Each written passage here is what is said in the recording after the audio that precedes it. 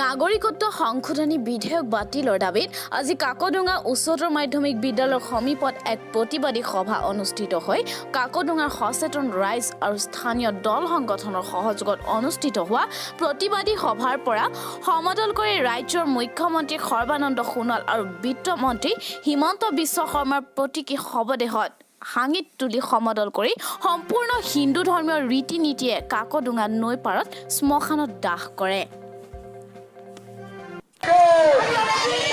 Sarbananda Sonowal